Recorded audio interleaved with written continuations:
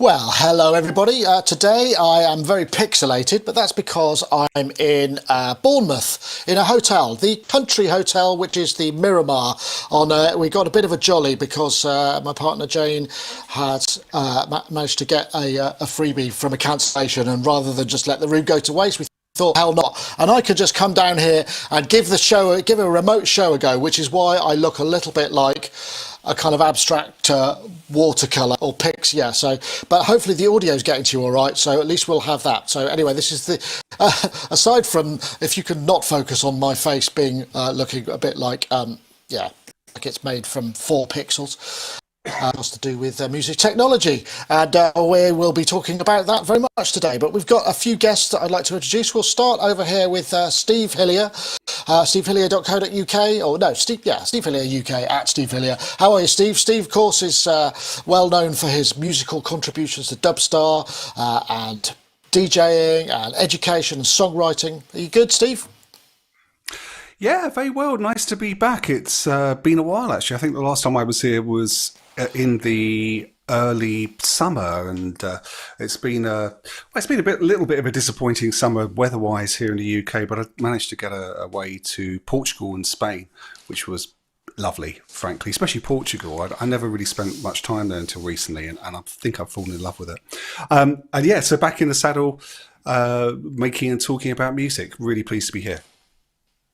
Excellent, and it's good to see that you've got your kind of fantastic godlight in play today. As the sun goes down this time of year, we've got the sort of white halo that's around you, which is always nice to see.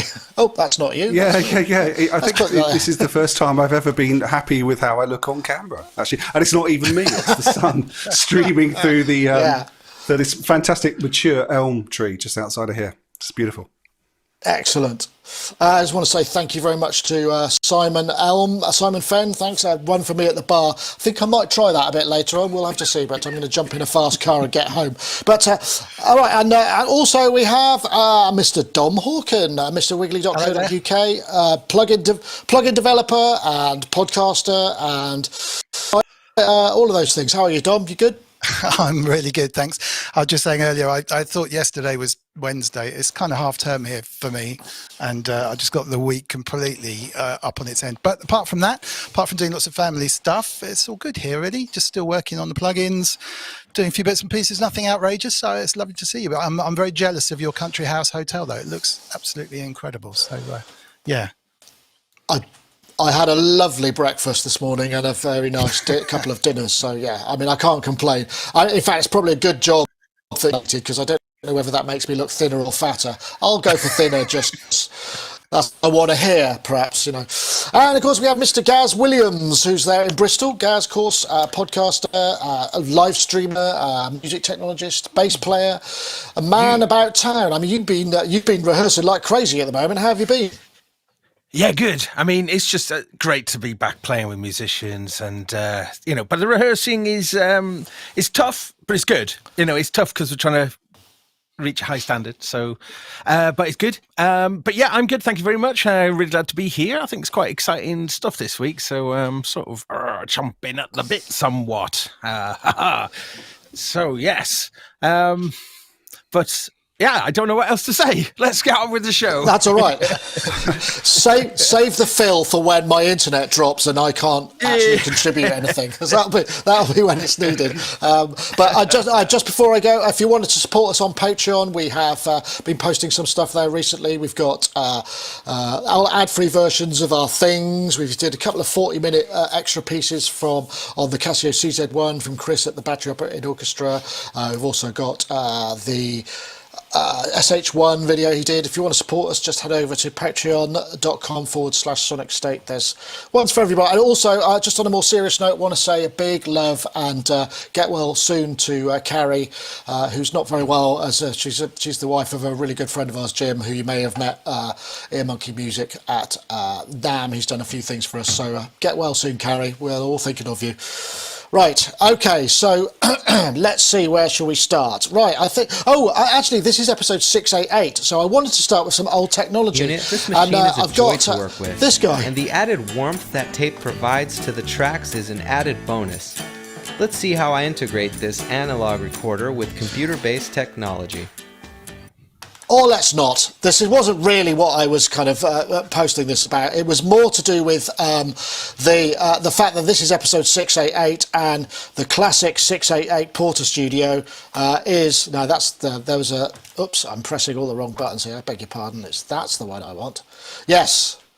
The 688 Midi Studio, which was actually unbelievably an 8-track cassette system, which also built in MIDI sync. You could sacrifice track 8, but it had a sort of an interesting system, a MIDI Patchbay routing system. I never got one of these. They look really impressive and were a thing of beauty. That video was, I'm just trying to find my notes now because I don't have the screens I normally have. That video was from, if I remember correctly, Magic Spiral. So yeah. Gaz, you had a 688, right? And that's what you said. I'm envious. Why haven't you still got it? 688, a 644. That was the 4-track version of that. So it had the MIDI automation and various other things, which was so over my head at the time. I think I'd seen it. My friend had it, and he had a big... He had a legitimate reason for it. He had a big MIDI studio at the time. I think I might have had 1 or 2 MIDI pieces of kit when I got that. So it's just sort of like way OP for what I needed. But yeah, I mean, it ultimately though is the sound quality wasn't that great on it, not compared to the 4-track I had before. But yeah, but I think the thing about that was, to my sort of very naive and excitable self back then in the late 80s, I think, when I got it, or early 90s, I think, actually early 90s, pre-internet, pre World Wide Web, so being able to sort of like research stuff was like almost impossible. Yeah, non-existent. Music shops. I'd seen it, but I didn't know what it did. I just seen it, and it just looked like everything I'd ever sort of really wanted. And when I actually got it, I totally didn't understand it at all. So yeah, I think totally eyes bigger than a belly situation. I think for me with mine. Yeah, I mean, to get 8 tracks. 8 tracks on a cassette is kind of, it's well over the top. I had a 244. I didn't have anything else like that. But. There was another one. Didn't Fostex have an 8-track on the cassette as well? But the 4-track version I had didn't sound that great. So I can't imagine the 8-track would have sounded much. Well, it would probably sound a lot worse, really. Because it was essentially half the information, isn't it? I suppose. Yeah, a 4-track was at least 2 sets of stereo, so there was no difference in track width. You were just using the full width of the tape. But this, you're actually, halving the available bandwidth. So, I don't know how. Anybody else? Sorry. Oh, go on. Yeah, I don't know. Anybody else have one of these? Dom, I have a feeling you were probably... Yeah, no, I used to love, not one of these, and I would have loved one. I would have been the excited kid in the candy store with one of these because it just looked like you were proper Pucker Pro. But I had a 244 like you, which was the kind of hardcore Porta Studio at the time, so it was built solidly. It was a good thing, and the quality of the demos you could get out of those things if you were careful was stunning as well. I mean, we were signed off demos from Porta Studios. There's stuff that I mean, for those of you who don't understand this concept, I mean, literally, you had 4 tracks to work on. One of those would normally be a sync track if you were trying to synchronize your sequencer, or you play everything by hand. But you'd record 3 of them and then bounce them down, playing live over the top to the 4th track. So you'd end up with four lots of recording onto the one track. Then you do it again with the next 3 and the next 2 and the next one. So you could kind of end up with 10 tracks recorded without going more than one iteration of bounce, if you like, between across the tracks, and you could get some really good sounding stuff. But the trouble was that you then recorded the whole thing off onto another cassette. Usually, I had a manager who was a hi-fi with a Revox A77 reel-to-reel machine, which we used to stick on the master onto that, and that sounded great. And if you were careful, you could really, really do it right. But honestly, the leaps that you had to jump to. But I went from the 244 to I think it was called a Model 80 or an R80, the 8-track, same tape size. I think it was anyways, 8 tracks on a reel-to-reel, but kind of the smallest tape size that you could possibly get. But the reels went a lot quicker, so the audio quality was a lot better on those. And again, there's stuff out. There's literally stuff out on Spotify of some quite big acts where you can hear cars driving past the open window of the front of my house where we've been recording vocals that ended up on the master on that thing. I mean, it sounded great. What you could, as long as you were careful, you got the levels right, you could do stuff that, sounded epic. And it was a game changer for us because, up until then, you had to go to a studio if you wanted more than one track to go on. Exactly. I think people didn't realise. I don't know, Steve, I imagine you probably did a few demos on these. I mean, I think it's easy to forget how important this technology was in terms of how it affected, because I think it was Sign of the Times, the Prince album, was reputed to have been done sort of in his home studio on sort of lower end multi-tracks. And it made everybody feel like, I could do this. Yeah, let's go. Nick, that's exactly right. I got a Tascam Porta 1 for Christmas 85, so I was still a kid. And that was the first opportunity I had to create arrangements, previously I was just playing a bit on guitar, playing a bit on piano, or fiddling around with one synth. But now I could layer things up and make arrangements, and it was I don't know, an eye and an ear opener, really. And quite frankly, I think that the lessons that I learned in those days, they've stayed with me right up through till now. One of the things, though, I was just thinking whilst Don was talking about the sort of hoops you had to jump through. I got myself an Atari ST and also like a little SMPTE sync box. What this enabled you to do was to put a SMPTE code stripe on one track. And then you could synchronize a sequencer to the other 3 recorded tracks on the cassette. So this, all of a sudden, it opened up a whole world of sort of sequencing possibilities with drum machines and a whole world of MIDI. But of course, these were cassettes, and in order for the SMPTE interface to work correctly, you had to record the stripe, as we called it, quite loudly. So you often, if you ever recorded something quiet or in quite a bit of a song, you could hear this kind of wee running in the background. Yeah. And what would make it worse for me was that I really loved recording a whole load of things with the DBX noise reduction on and then playing it back with it off. You just got this huge compressed sound. Of course, that would just completely mangle the SMPTE stripe. So you had to record that with the compression on, then take it off. It was a world of pain, but actually the results are pretty good, as I remember. And I've discovered it's interesting. It is. Well. I mean, it is interesting how, without going too all kind of nostalgic, but I mean, those sort of limitations, but this technology was groundbreaking. I never got the 8-track. I mean, I think I graduated like you, Dom. I graduated to a reel-to-reel after that, and it was an R8. That was the first thing I bought with the money that we got from our first ever, paid gig. I think I bought that in a Studio Master desk. Anyway, I don't want to dwell on it too much because it'll make us all seem like old gits. Let's have a listen to this. This is big news. Today, we're back in the studio. This is the first time we've been back. We've got Andy Mack, who I think actually might have been the last person we had in the studio. So this is kind of a big deal. And not only is it a big deal because we haven't had anybody in for so long, but we've also got the Akai Force, which, as we know, has sort of been a bit the Yeah, I should have probably queued that up a little bit better. The big news, Akai Force 3.1, massive update.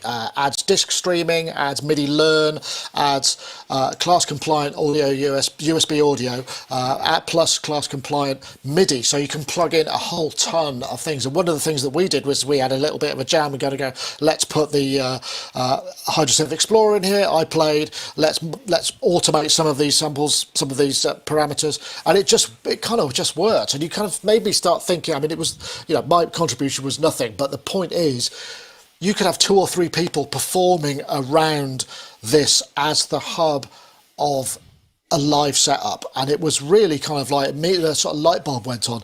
And as we know, the Force has had has been slower to be updated. All the focus went on to the MPC because I think that was probably the more popular. But now it's all, in fact, the Force has sort of leapfrogged what the MPC engine can do now, and it's actually a really big deal. I don't know if anybody uses any MPC in their lives and whether or not this has any input. But I must admit, the Force is starting to look like something that I would personally think, you know what, I might get something like this just for being able to build my live set around. That would be something kind of interesting. What do you think, Gaz? Yeah, I mean, the class compliant audio interface thing is fantastic, isn't it? From a sort of just working in the box and really focusing on getting, being away from the computer, working in a focused way, but also having all your studio attached to it as well for sampling and sequencing. So yeah, big update. And and we've been seeing sort of these standalone MPCs just, which are essentially computers, aren't they? Really. So I mean, them being able to use class compliancy makes total sense. However, I think it's still that form factor and the way that you can integrate that into like a gear centric sort of space. This is cool. But also disk streaming as well. Again, when did we get disk streaming using a computer? From the beginning. So that feels, like I was kind of surprised that it didn't do disk streaming really. But however, fantastic. And you can record presumably multiple channels for you could, it's 8 tracks maximum, 8 stereo tracks. Okay. And the audio interface, 8 stereo tracks, I believe. The audio interface is either or. You either use the onboard one or you use an external one. It's not added to what you've already got. But the CV and gate stuff still works.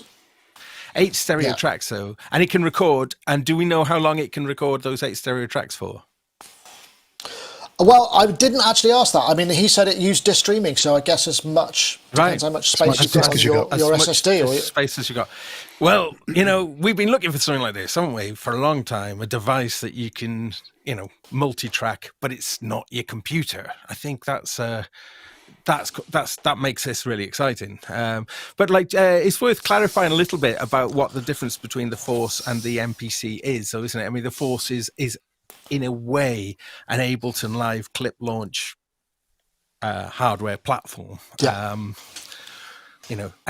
a little bit complicated, isn't it, when you look at an MPC in a way when it's almost a clip launch thing. But I think for the way that a lot of people have kind of maybe learned to work with clip-based through Ableton, this kind of makes eyes drawn back to it. Because I think when it came out, I think people maybe didn't fully understand it. So I also don't. It wasn't really ready. It was kind of when it came out to what it was and what it is now. There's such a massive difference, I think.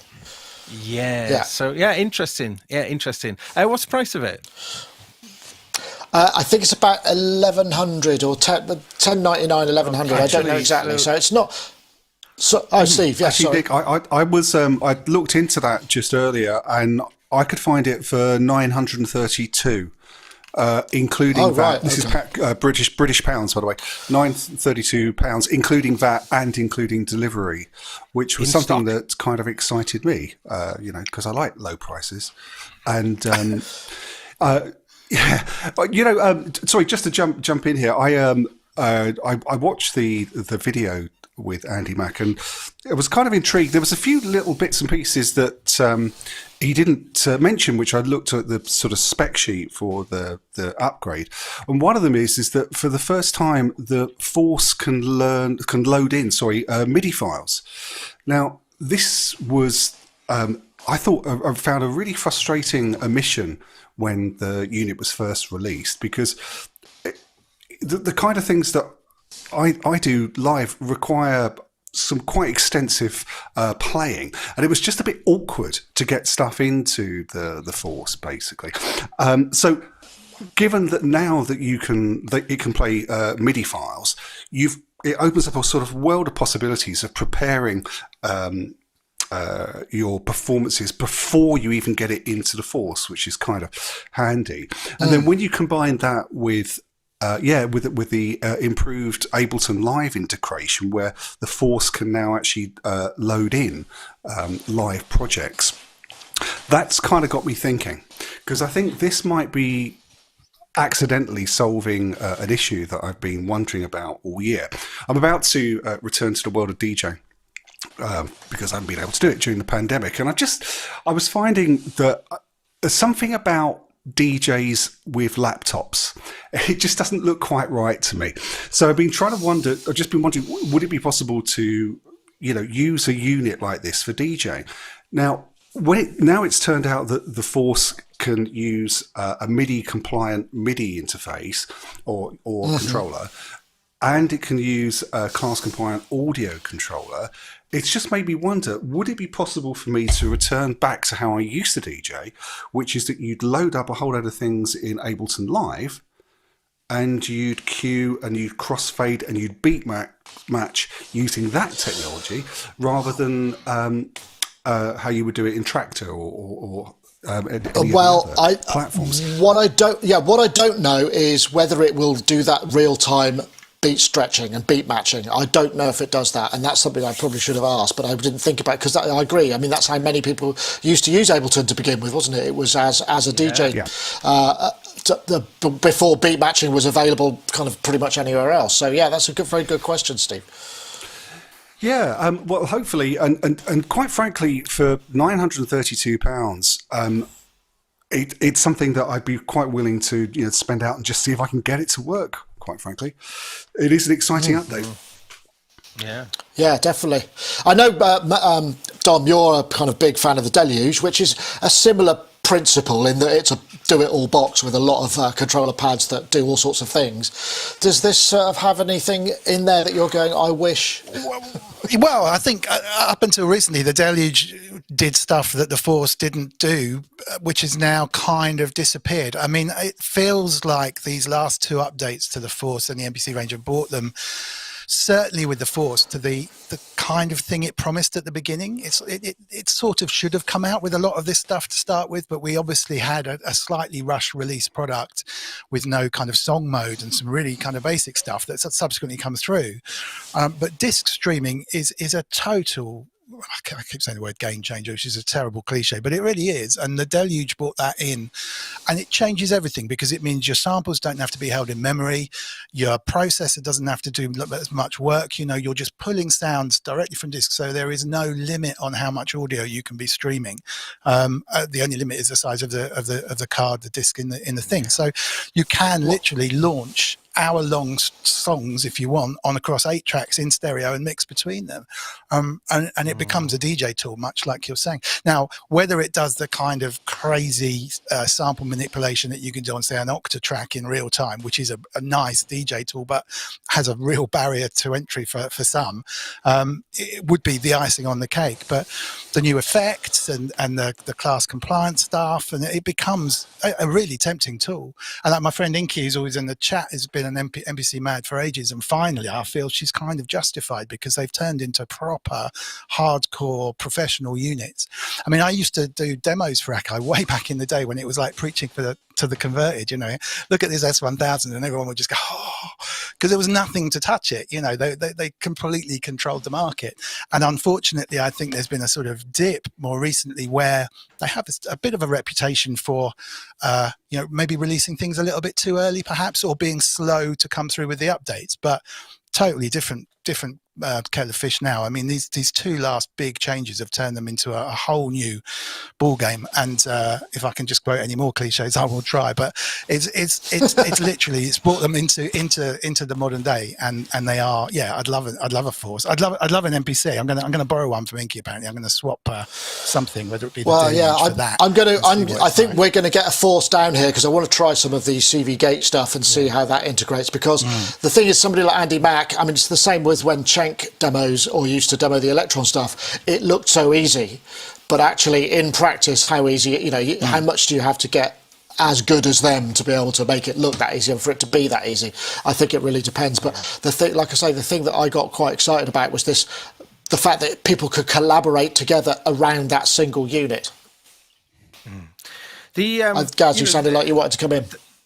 The thing I was going to say about, and again, it taps back into this disc streaming thing, and actually frustrations that I've had with various pieces of kit. In fact, Nick, when we did the review of the Roland MC707, the kind of like looping and sampling facility was extremely frustrating because of an incredibly tight amount of sample time, and it just feels like a complete buzzkill.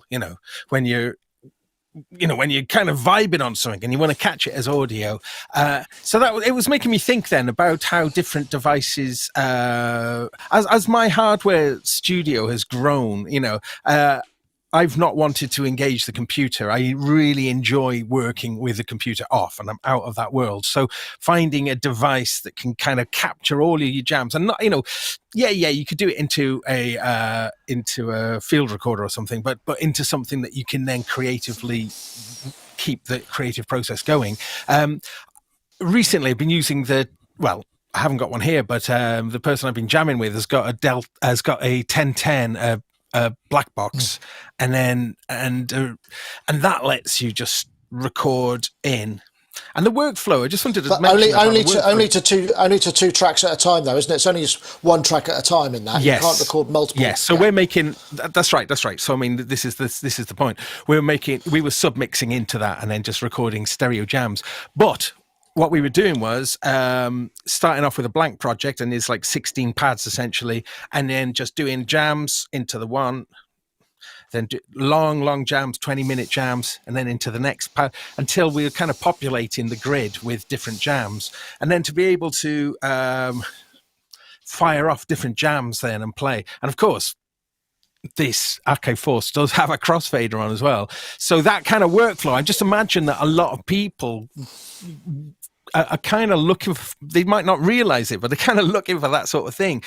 Because the great thing with hardware is all of that hands-on thing, but it's, I don't know, just recording it into the computer. As soon as you put it into the computer, it's in computer world then, and then that's just it's a different world. I agree. I think the thing that's kind of interesting about this as well is that the fact that you've just got it all in one place, and the fact that it will integrate. I mean, because one thing that I was sort of noticed is but basically all the things that were plugged into the Force, including controllers, audio interfaces, they could have been plugged into a laptop. The Force is the new kind of the thing in the middle that could be a laptop, it could be a desktop, it could be a computer, or it could be a Force. A Force will now fulfill a very similar role, but it's a music-focused computing device, I suppose it's fair to say. But yeah, exactly, 100%. And I think sorry to interrupt, guys. I was just going to say, up until now, you could always do much better with a computer.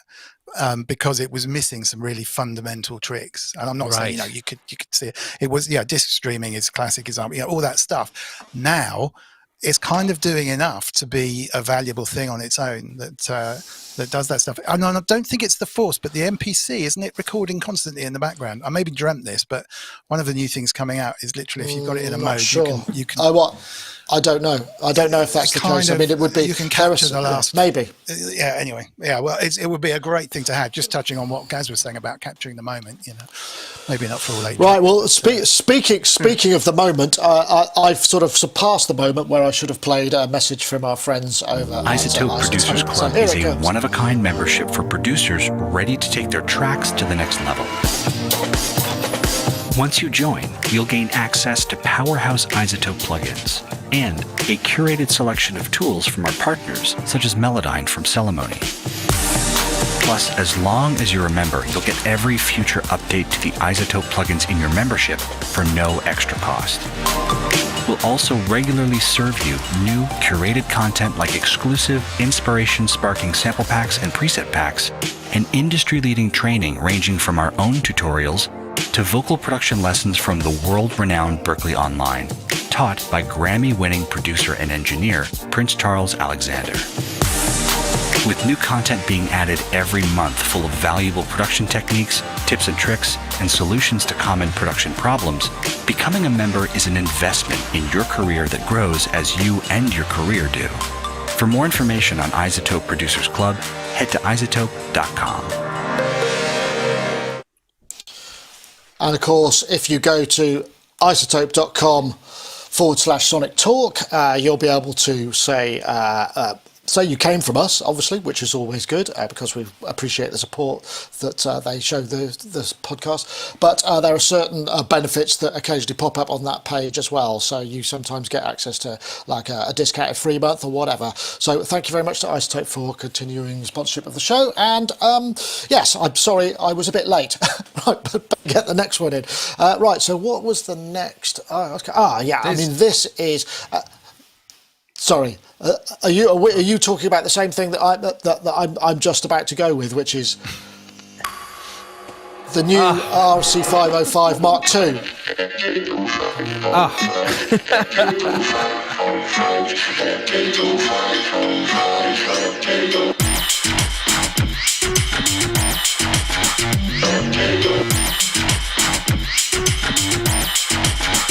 Right, this is sort of turning up a bit garbled to me because I'm not getting the full thing back. But I would put it to the panel that the RC505 has been one of the cornerstones of an entire generation of music and enablers. We're talking kind of people like Ed Sheeran. We're talking about I think Demi Lovato actually, or was it not Demi Lovato? One of the other Disney kids. I forgot what her name. Ariana Grande started off as a looper. There's a whole strata of performance and performers who have built their entire careers on this. And the MC505 or the RC505, I would put it to. I know Gaz has got one. I know Dom's got one. Is been pivotal to them. So the version 2 is well pleasing.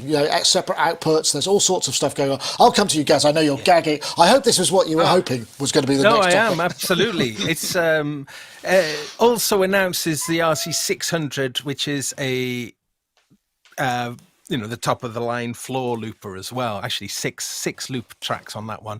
505, of course, being 5 tracks. And this kind of connects to what I was just talking about earlier about like kind of working without the computer. Now, the 505 has been my favorite piece of kit I think I've bought in the last 10 years. It's certainly been my most productive piece of kit. I keep filling it up. The memories, the 100 slots are all full at the moment.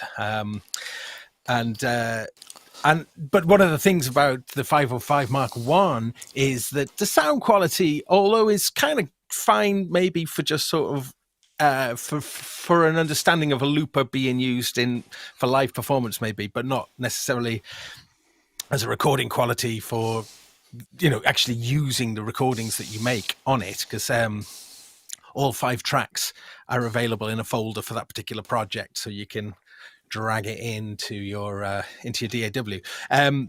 Major frustration that they didn't address, though, is there isn't a SD card slot on it, which just seems really, really frustrating.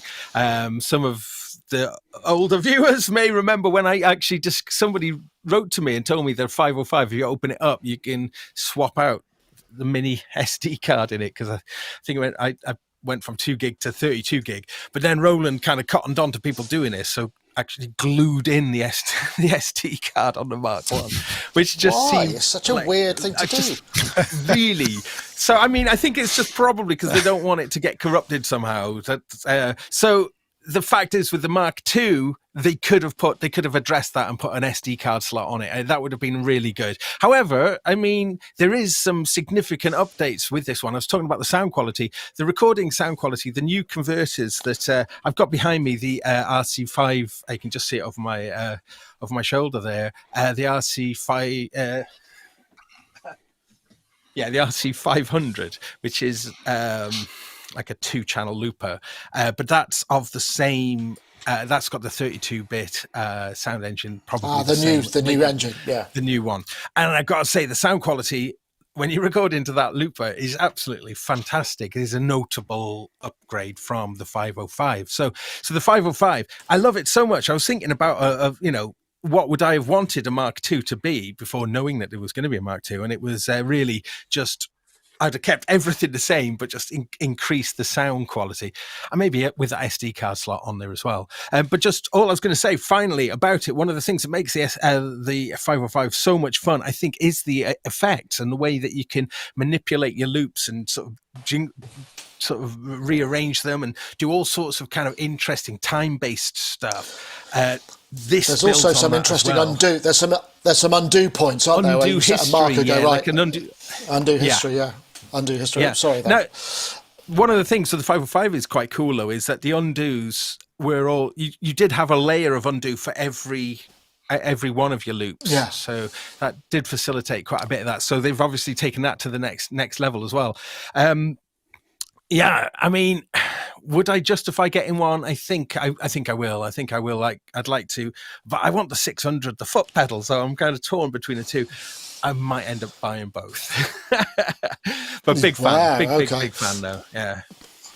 Steve, I don't know whether, because you do a lot of songwriting. Do you kind of do you use loopers in any way when you're doing that? You know, whether it be in software or hardware, or is it more just? Yeah. Well, actually, I did have one of these. It wasn't the earlier incarnation of this model. I must admit, I never really got on with it because I tend to find that when I'm writing, I prefer not to work with loops. Do you know what I mean? And if you prefer not to work with loops, then really this machine isn't for you. Having said that, what it was useful for, but what it was useful for was just jotting down an idea. If you can get a relatively long recording and just something just popped into your head, that was kind of useful. But to be honest, I find my iPhone just as useful for something like that. I was going to mention though, I saw Robin Guthrie, who is or was the guitarist in a band from the 80s and 90s called the Cocteau, play at a show, down here in Brighton, and he was doing his entire kind of wall of guitar sound thing with a loop. It wasn't a Boss thing. I think actually on his website it was some Canadian prototype of something or other. But that was quite extraordinary. And he had a bass player and a drummer with him. So you kind of got around that just rolling round and round on the same recordings by having some variation coming from the bass player and also for the drummer. And it's fascinating to see. There's plenty of YouTube videos of him doing this, and if anyone's interested in seeing what he was doing, I'd just recommend googling one of the tracks, which is called, I think, Big Little Fish, and it's Robin Guthrie. It was a fascinating thing. Big fan of his. I met him once. He was recording in Bath, and he used to have a crate of barley wine delivered to the studio every morning. During his more hedonistic days, I probably shouldn't have said that. Yeah. Shouldn't have come. Dom, let's try. It's a big update. It is. It's so lovely to hear Gaz's enthusiasm for this thing because it's such a brilliant thing. Of course, it's worth remembering that now they've discontinued the One, these are going to shoot up in value, and you too can own your own RC505 when this one goes on eBay shortly after the show, owned by me in perfect condition, and it's a very, very good investment. So you're very welcome. I have to sell it to buy the new one.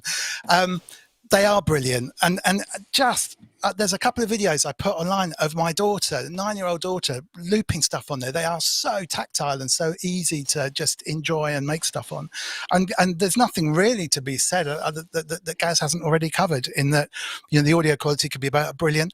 It's a testament to how good they are that they fundamentally haven't really changed a huge amount in the Mark II. They've added some buttons so that you can mute and play. It can get a little bit confusing because some of the buttons double up as play and record and stuff, so you can do that. And they've added some more effects. The effects on this thing you can record on the way in. You've always been able to do this on the way in and on the way out, so you can maybe affect your voice with a pitch change or something. If you look at Mark Rebier, he is the absolute master at the moment of the 505, and unfortunately he fell off his what do you call a one-legged bicycle, a monocycle, right? Something like that. He fell off Sunday, and there's a unicycle, and it was an electric one. So the words electric, unicycle, falling off are kind of, they belong together, I think. But unfortunately, he is in hospital but recovering. However, he's cancelled a couple of dates, but he'll be back. There's some very entertaining video of him under heavy sedation in hospital explaining how he's still going to do the gig, which is quite touching. However, he's brilliant, and the point of what I was going to say was that you can affect your voice on the way in, and then you can add extra effects on the way out, but you're kind of stuck with them. So this undo of effects and this extra kind of control over easy muting and kind of stuff is really all that's missing with the sound quality. I honestly can't think of anything else that it needed. One thing I'd have loved it to do, and I don't. Well, it hasn't said that it's going to do, but is a way to bounce down your finished you're still going to have. Oh, yes, still going to have to good point. take the cables out and take them back in. There is an extra set of stereo inputs as well, and now it's got 2 mic inputs instead of just the one. I was going to mention though, the really fantastic little workflow thing that you can do with the 505. If you set the effect coming in to be just simply, if you go to the auto panner and just set it to be manual, it gives you a manual pan control. So if you just build in loops, just letting it go around, just like a really, going, build in layers like that. You just play with the knob, and then each time it goes around, it goes into new stereo positions until you get a kind of big, huge, lovely pan. Yeah, really simple technique. Yeah, one worth trying. Nice. Excellent. Well, I'm glad to hear it. I mean, I just felt that was worth bringing in. And I know it was actually trailed several months ago, but they've now, because Roland used to do their thing in September, and it's obviously moved a little bit later. I should also now play an ad from our friends over at Modal, because it's been a while and we're running out of time. So, of course, this is the Cobalt 8.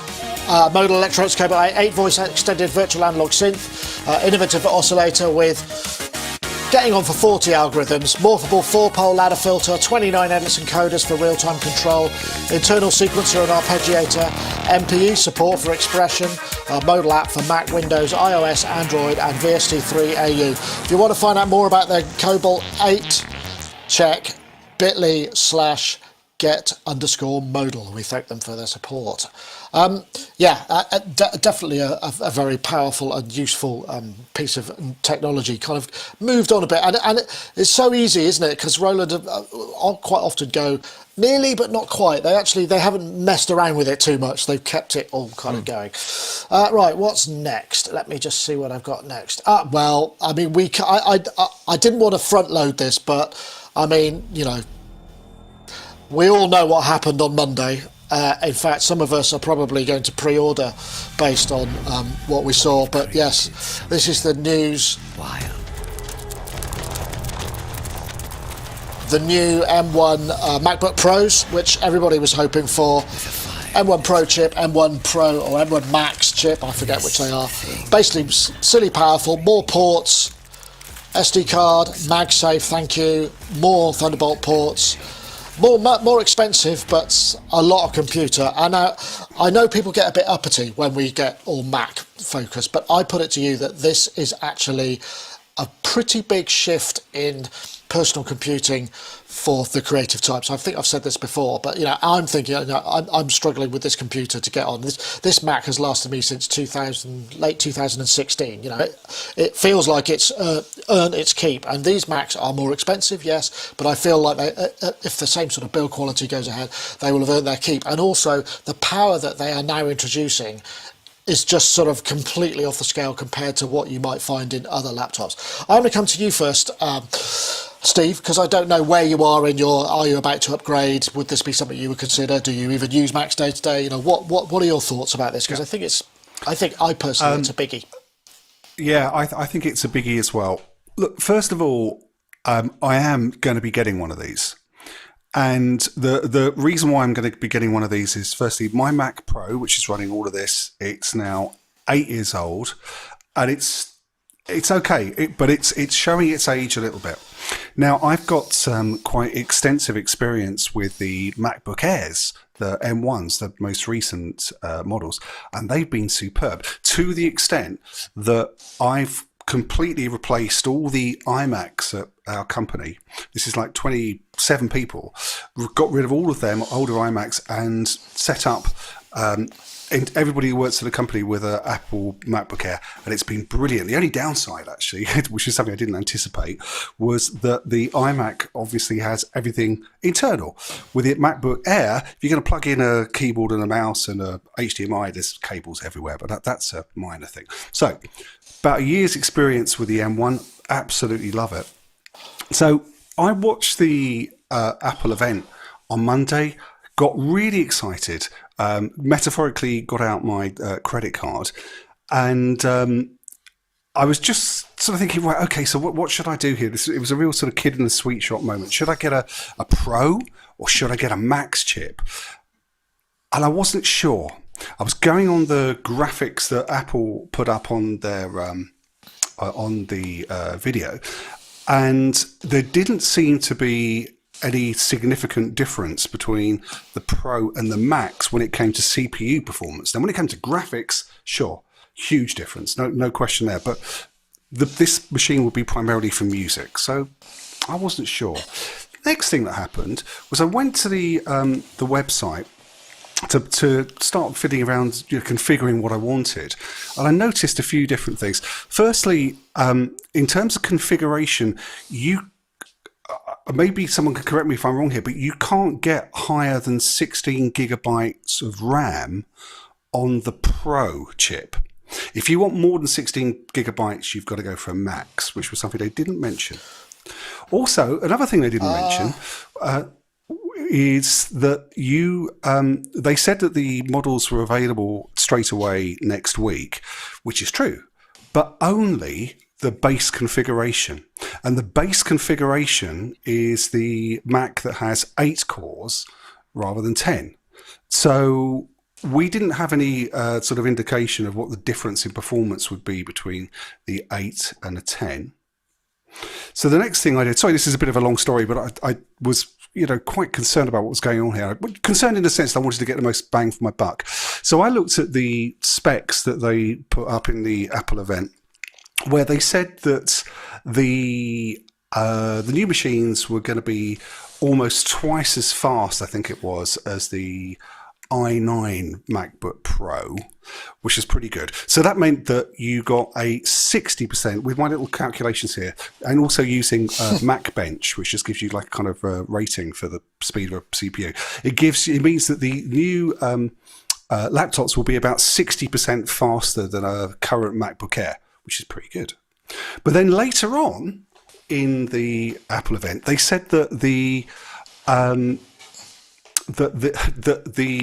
14-inch MacBook Pro would be something like 3.7 times faster than the previous generation 14-inch MacBook Pro, the i7, which it all got a bit confusing. And it gets a bit confusing, yeah. So basically, what this has meant is that where previously I had my credit card ready to go and I was just going to buy it, and also given that it's going to be at least a month until they're getting out any, as far as I could tell, any laptops other than the base configuration, I'm going to wait to see what the reviews say and what the user reports are on just how powerful these machines actually are, and whether for music, whether you need the Pro chip or the Max chip, because at the moment it's really not clear. I mean, or you could probably just make do with the Air. I mean, that's pretty powerful too.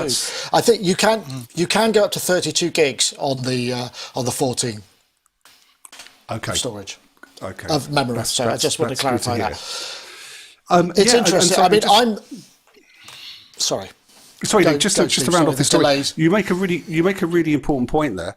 The MacBook Air has been superb. Absolutely superb for music, and I've got into the habit when I've used the Air of, for example, and I think you've done even a video on this, where using Yuihi's Diva in its highest quality mode was always a sort of decision that I had to think about when I was putting stuff together. Now it's on almost the whole time, and I don't think about it, and I think that's had a very freeing effect. For when I'm sort of putting stuff together, so I love it. Maybe I will just hang on.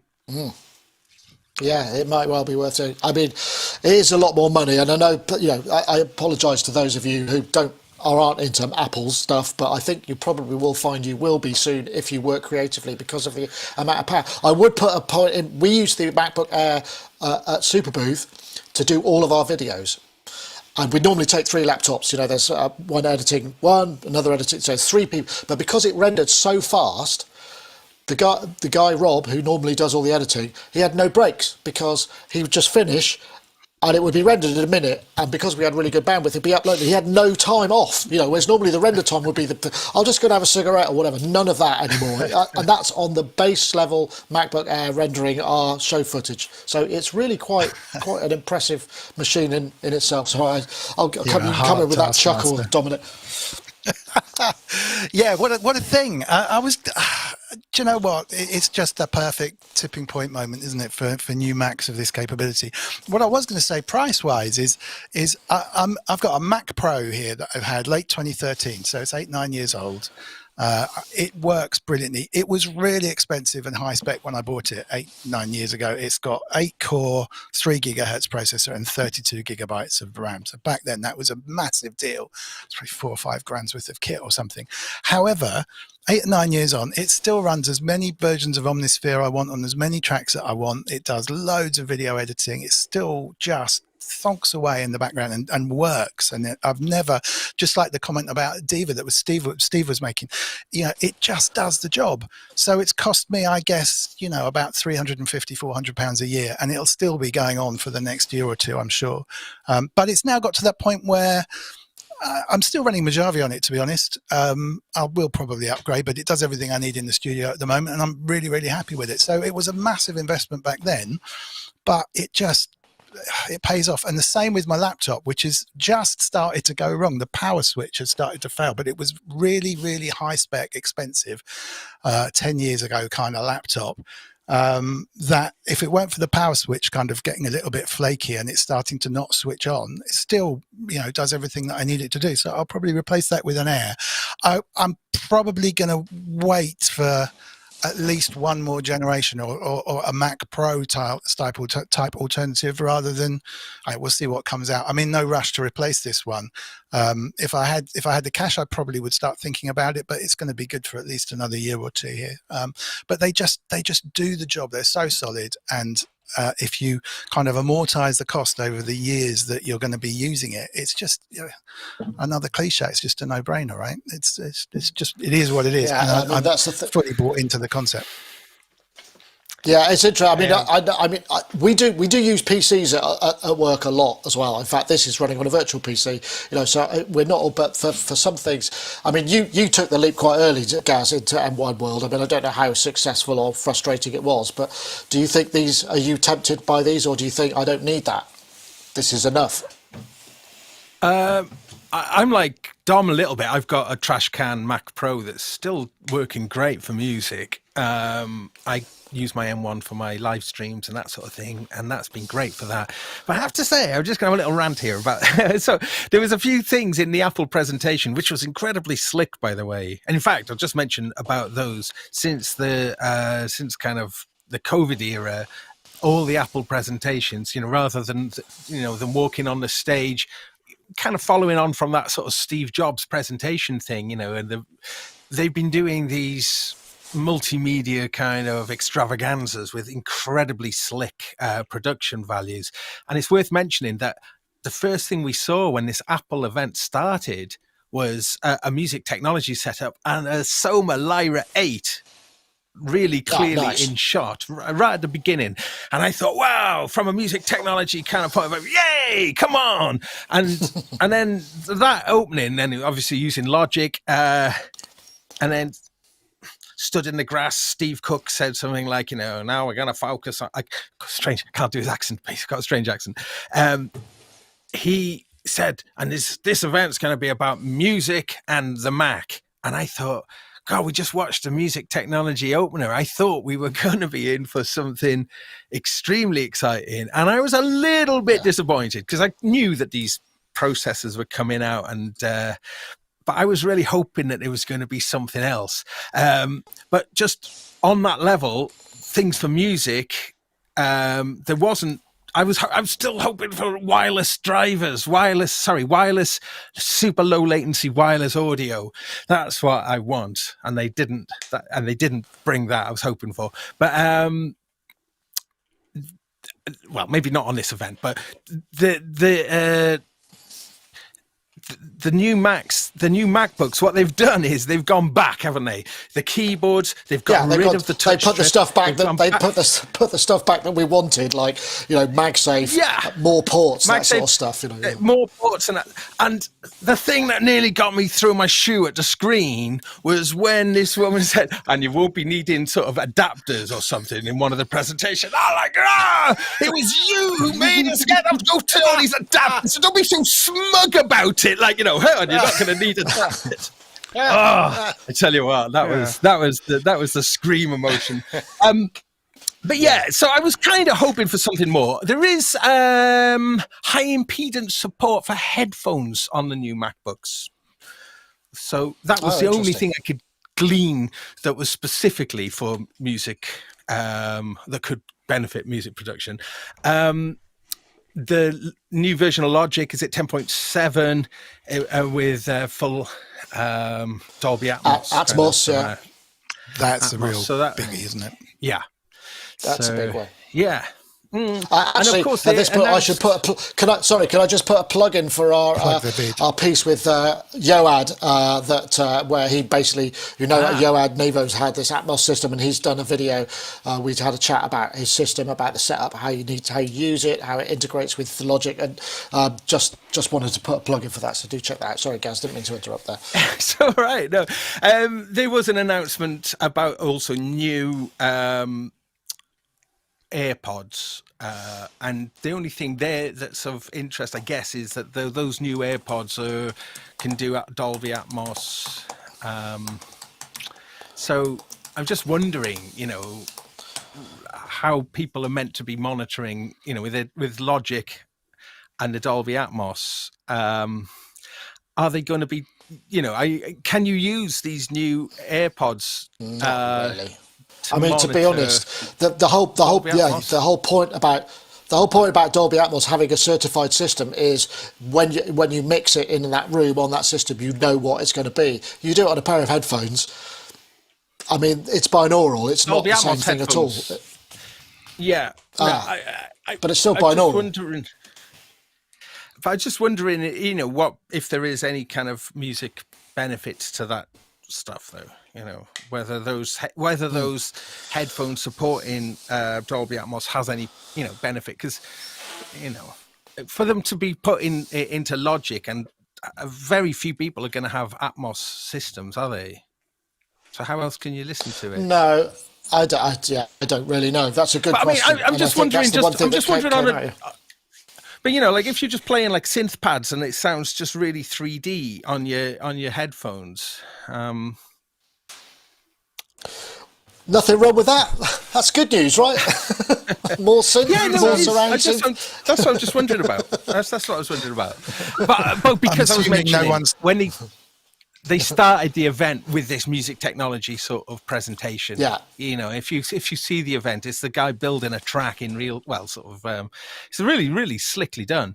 But so that's all. I'm just trying to figure out what's the big news for music tech other than the laptops themselves. Yeah.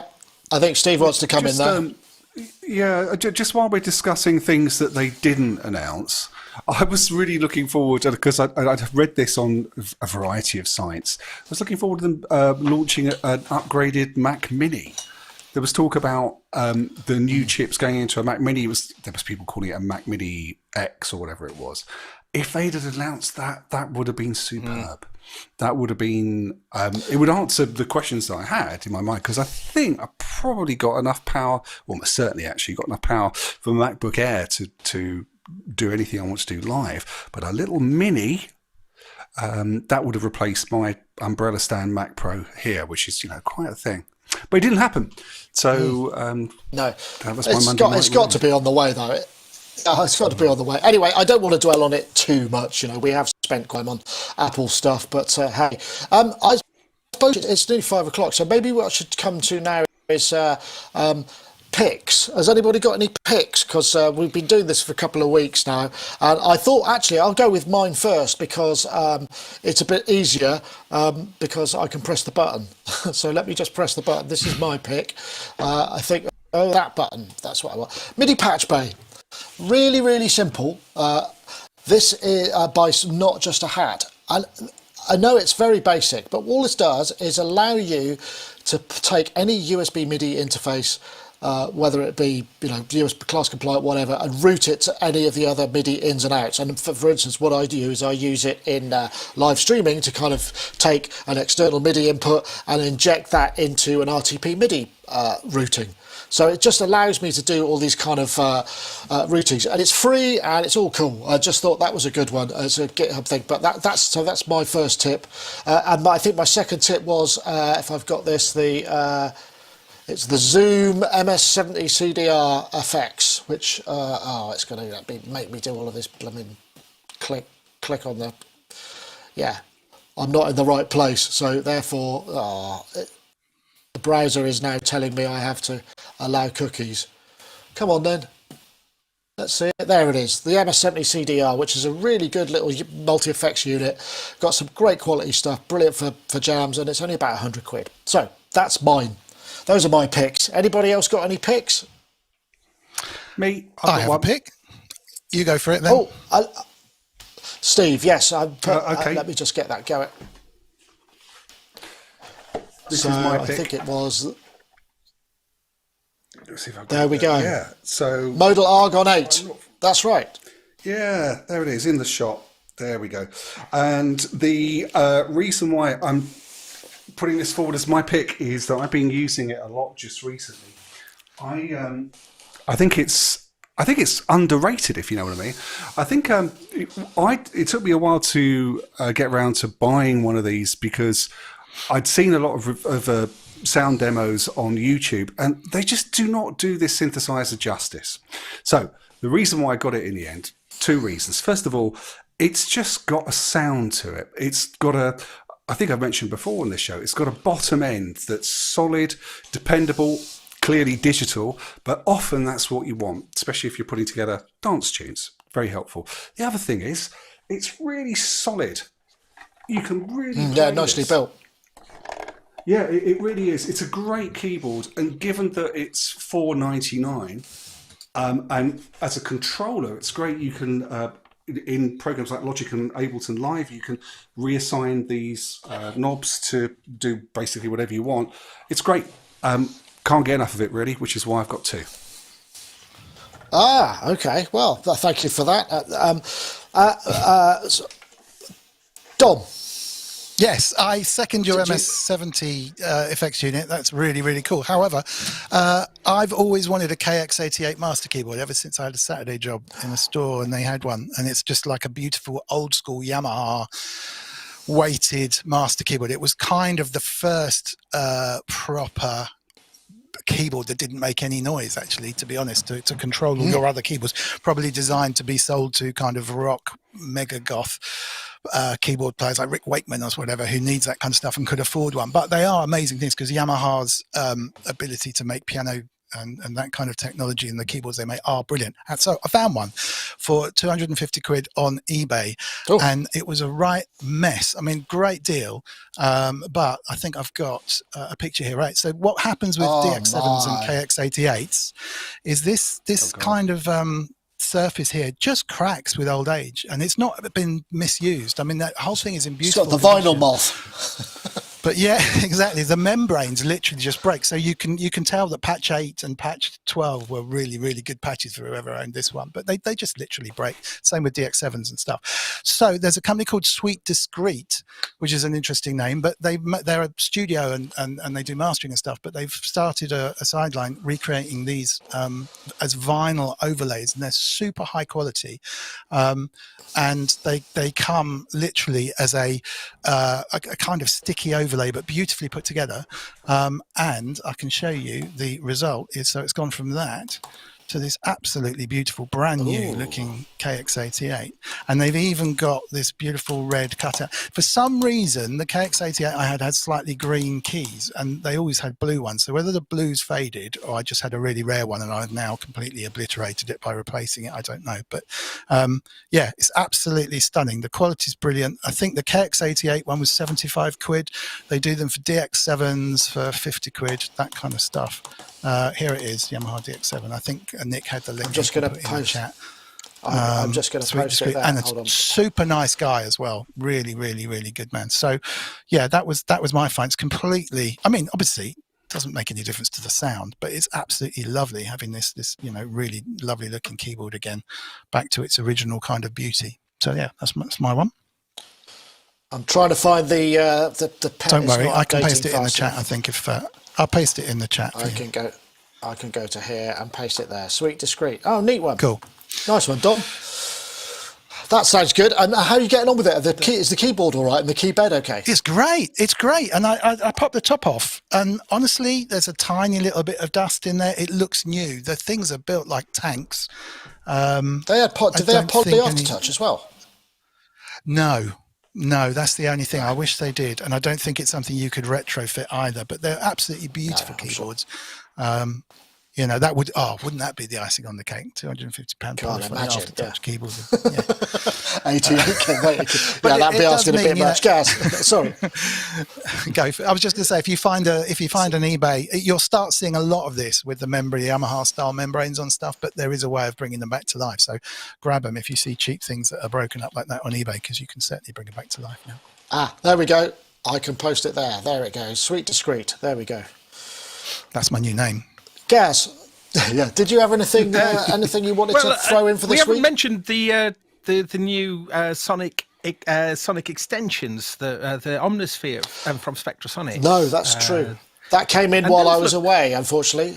Right. So those look really nice, actually, if you're an Omnisphere user, like I am, although I don't use a lot of software synths these days, but Omnisphere almost kind of finished it for me. It's like, do you need anything more? But what they're doing is they're releasing essentially extension libraries, but they're doing it in quite an interesting way. You have to have Omnisphere 2 in order to use these, but they've got their own sort of each one of the libraries has its own front panel with different set of controls that are specific to the actual library itself, and each one brings 2 new effects, which you can then use on anything within Omnisphere. So it's quite an interesting way of bundling a few extra goodies in with a kind of sound library. I mean, essentially, that's all it seems to me is just sound expansions for Omnisphere. But they've done it in a way which, just is typically brilliantly done, as you come to expect with Spectrasonics. And yeah, I just think they look really good, worth mentioning about. I think they sound excellent. And I don't know because I did see the press thing coming on Monday night, but I've been away and I just didn't get around to reading up on it. So I'm glad you did mention that.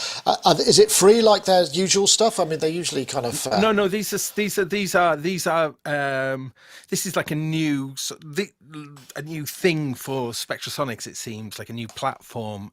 In fact, it has its own website, sonicextensions.com.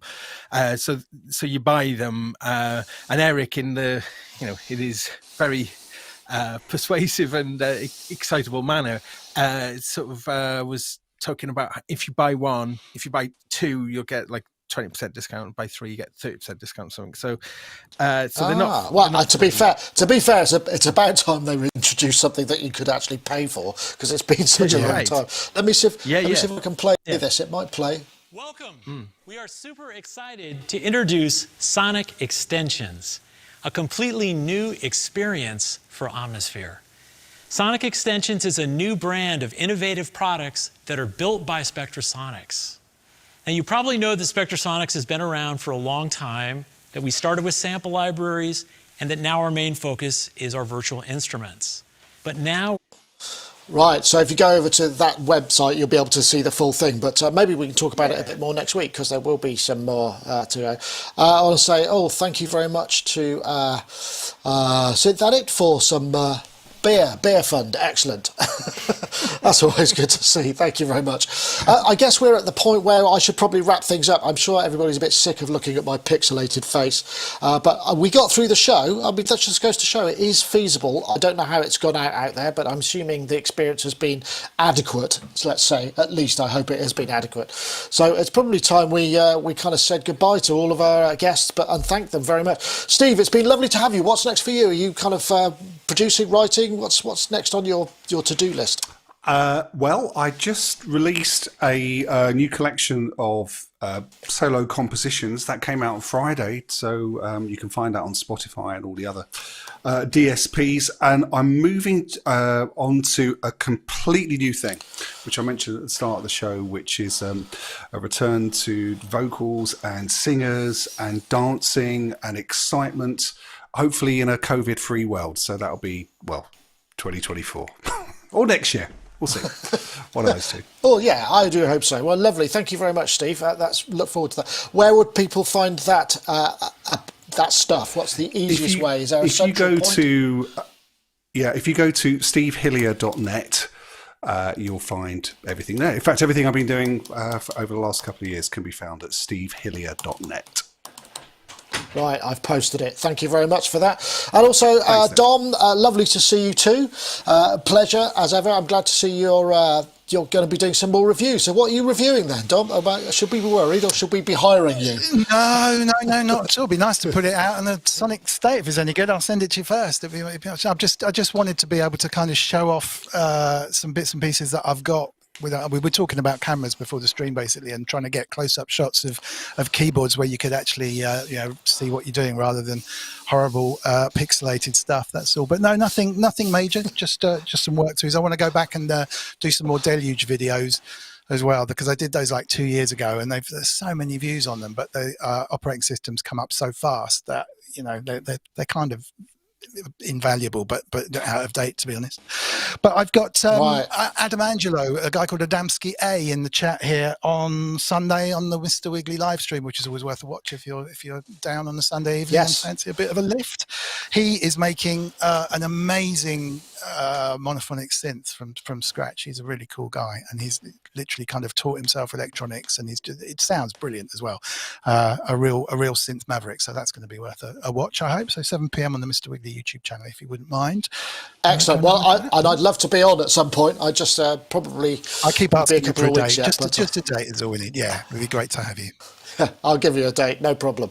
Anyway, lovely to have you, Dom. Thank you very much. And also, Mr. Gaz Williams, have you got a show tonight? What's happening in your world? Yes. Oh, excellent. I think so. I think I'm just going to do a farting around episode. So if you want to join me for a fart around, I was thinking of a tagline, wasting my time and yours since 2020 or whatever. So if you want to join me for a fart around, then 8 p.m. on my Gaz Williams YouTube channel. Excellent. Well, it's been a pleasure. I'm glad it worked. I want to say thank you to everybody for hanging in there, and I hope it, like I say, I hope it has. Next time I do this, I'll try and make sure I've got a better version of I've got a better version of internet than I have here. But to be fair, that's actually that it worked on hotel Wi-Fi is a blooming miracle.